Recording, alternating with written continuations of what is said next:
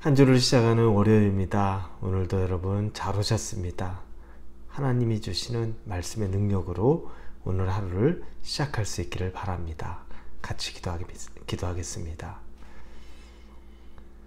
하나님을 신뢰하고 또 하나님을 사랑합니다. 말씀으로 우리에게 오실 하나님을 또 기대합니다. 이 자리 가운데 우리의 한계를 뛰어넘어가게 하시고 우리에게 도전하시는 말씀에 솔직하고 진솔하고 또 감사하며 반응하게 하여 주시옵소서. 주실 말씀을 기대합니다. 예수님의 이름으로 기도합니다. 아멘.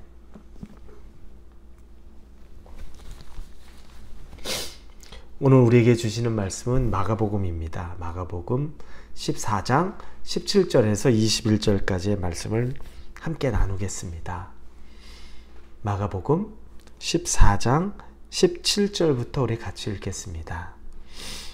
저물매 그 12를 데리시고 가서 다 앉아 먹을 때 예수께서 이르시되 내가 진실로 너에게 이르노니 너희 중에 한 사람 곧 나와 함께 먹는 자가 나를 팔리라 하신대 그들이 근심하며 하나씩 나는 아니지요 하고 말하기 시작하니 그들에게 이르시되 12 중에 하나 곧 나와 함께 그릇에 손을 넣는 자니라. 인자는 자기에 대하여 기록된 대로 가거니와 인자를 파는 그 사람에게는 화가 있으리로다. 그 사람은 차라리 나지 아니하였다라면 자기에게 좋을 뻔하였느니라 하시니라. 아멘. 성경에는 참 많은 사람이 등장을 합니다. 어떤 사람은 믿음의 선구자처럼 보여지기도 하고 또 어떤 사람은 우리에게 굉장한 도전을 줍니다.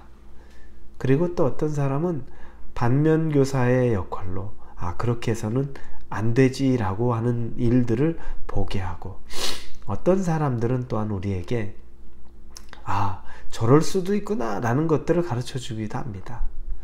그런데 성경에 나온 가장 안타까운 사람 몇을 뽑자면 제가 예전에 한번 언급했지만 부자 청년 기억나겠죠? 예수님께 나와서 영생에 대해서 궁금해하다가 그리고 예수님의 제자가 될 기회에 임박했을 때 근심하며 돌아갑니다. 자기가 가진 재물이 많기 때문에 예수님을 따르지 못하고 떠납니다. 가장 인생의 중요한 순간인데 그 재물 때문에 예수님을 따르지 못하고 떠나간 이제 그 인생이 완전히 갈림길에서 바뀌어버린 그 사람, 저는 너무너무 안타깝습니다. 그리고 오늘 본 가룟 유다입니다. 가룟 유다를 보면 안타까움의 수준이 그냥 불쌍하다가 아니라 정말 너무 비참하구나. 인간으로서 너무너무 비참한 인생이구나 라는 그 마음이 듭니다. 가룟 유다는 예수님을 팔았습니다. 돈 때문에 팔았죠. 돈 때문에 팔았는데 결국 그 돈도 쓰지 못하고 자기 죄책감 때문에 그 돈을 다시 집어 던지고 스스로 목숨을 끊습니다.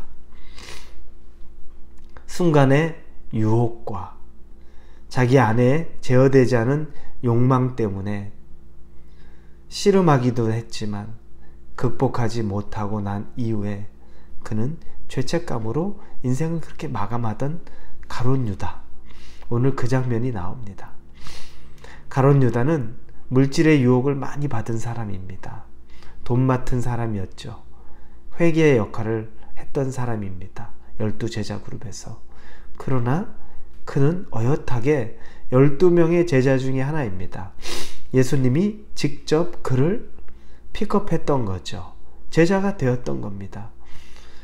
말할 수 없이 영광스러운 자리였고 그에게 가장 가까운 곳에서 예수님을 경험할 수 있는 그 자리, 엄청난 귀한 그 자리 가운데 유다가 있었습니다.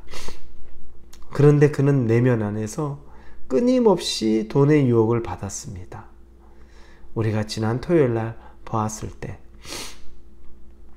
향유옥합을 깨었던 여인, 그 향유옥합이 300데나리온, 즉 일반 직장인들의 10개월치 월급에 해당하는 그걸 예수님의 머리에 깨서 부었습니다. 그러자 제자들 중에서 이 유다가 화를 내죠. 그걸 가지고 가난한 사람에게 나누어줬으면 좋았을 것을 왜 낭비했느냐라고 말합니다. 그 마음 속에는 돈 맡은 사람이었던 자기가 그 10개월치의 월급 중에 얼마를 취할 수 있을 기회가 있는데 그걸 무산되게 된 것 때문에 화가 나고 속상했던 겁니다. 그리고 나서 그 본문에 보면 곧장 10절에 보니까 12 중에 하나인 가룟 유다가 예수를 넘겨주려고 대제사장에게 가매 그들이 듣고 기뻐하여 돈을 주기로 약속하니 유다가 예수를 어떻게 넘겨줄까 하고 그 기회를 찾더라. 그는 그 즉시 그 돈을 벌 수 있는 기회로 예수님을 팔 작정을 했던 겁니다. 그 유혹을 벗어나지 못했습니다. 그런데 예수님이 마지막 이 12명의 제자와의 만찬의 자리에서 정말 이 얘기를 하죠. 여기 있는 12 중에 하나가 나를 팔 것이다 라고 말합니다. 제자들은 충격에 빠져서 저는 아니죠, 저는 아니죠 말하는데 마지막에 예수님께서 나는 하나님이 계획하신 길로 기록된 대로 죽게 될 것이지만 그 사람에게는 화가 있을 것이다. 나를 파는 자에겐 화가 있을 것이다. 근데 이 얘기를 왜 예수님이 하셨을까요? 마지막까지 유다에게 기회를 주는 겁니다. 예수님의 사랑입니다. 회개의 기회인 겁니다. 돌이킬 기회. 나는 모든 걸 다 알고 있다 라고 얘기하는 것은 그 마음 안에 이제 한편에 두려움도 생기고 벌써 이게 다 들통난 건가 라고 하는 마음속에 뜻을 돌이킬 기회를 예수님이 준 겁니다. 그런데 유다는 그 기회를 잡지 못했습니다. 마지막까지 예수님이 그를 사랑했던 증거입니다. 이 말씀을 보며 저는 우리에게도 비슷한 것이라는 생각을 합니다. 우리 모두에게는 정말 유혹이 될 일들이 많습니다. 하나님이 기뻐하지 않는 일을 선택할 그 유혹의 일이 사람마다 다 틀리지만 그런 것들이 너무너무 많이 있습니다. 명백하게 선택하지 말아야 될 그 결정의 앞에 있을 때 우리가 고민합니다. 그리고 자꾸 그곳으로 오히려 우리가 더 다가가서 그 선택을 하려고 할 때, 그런데 마음 한켠으로 만약에 이 일들이 세상에 드러난다면, 사람들이 나를 그렇게 알게 된다면, 이런 마음이 순간 들기도 합니다. 그러면 끔찍한 생각이 들죠. 정말 그러면 끝장이다. 그런데 여러분, 그건 예수님이 유다에게, 모든 제자가 있는 가운데 유다에게 말하는 것과 비슷한 이야기입니다. 우리에게도 기회를 주는 겁니다. 그 끝장날 수 있는 일이 현실이 될 수도 있다. 절대 그렇게 하면 안 된다. 그 선택하면 안 된다. 그게 예수님이 우리에게 찾아오시는 것과 거의 흡사한 겁니다. 유다에게 찾아가신 것과 우리에게 찾아오는 방법이 비슷한 거죠. 그러면 여러분이 지금 치열하게 내면에 고민하는 게 있습니까? 하나님이 기뻐하시는 것 아닌데, 이래선 안 되는데, 그럼에도 불구하고 여러분이 이래서는 안 되는데 하는 그 부분으로 더 가까이 가고 있는 것 같습니까? 그때 하나님이 사인을 주고 있는 겁니다. 그 선택하면 안 된다. 넌 필히 그 선택으로 인한 책임을 져야 될 것이다. 여러분, 이건 빈말이 아닙니다. 우리를 사랑하는 경고입니다. 저와 여러분이 이런 마음이 있다면 하나님의 마음을 붙잡을 수 있기를 바랍니다. 그리고 그 유혹에서부터 돌이킬 수 있기를 예수님의 이름으로 축원합니다. 기도하겠습니다.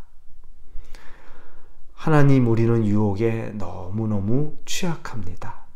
자꾸 하나님이 우리를 바라보고 계시는 걸 의식하지 않고 사람들이 모른다는 생각만으로 살아가서 잘못된 선택을 하려고 합니다.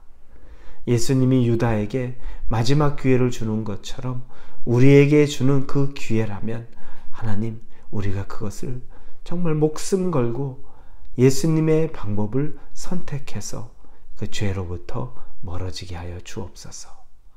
예수님의 이름으로 기도합니다. 아멘.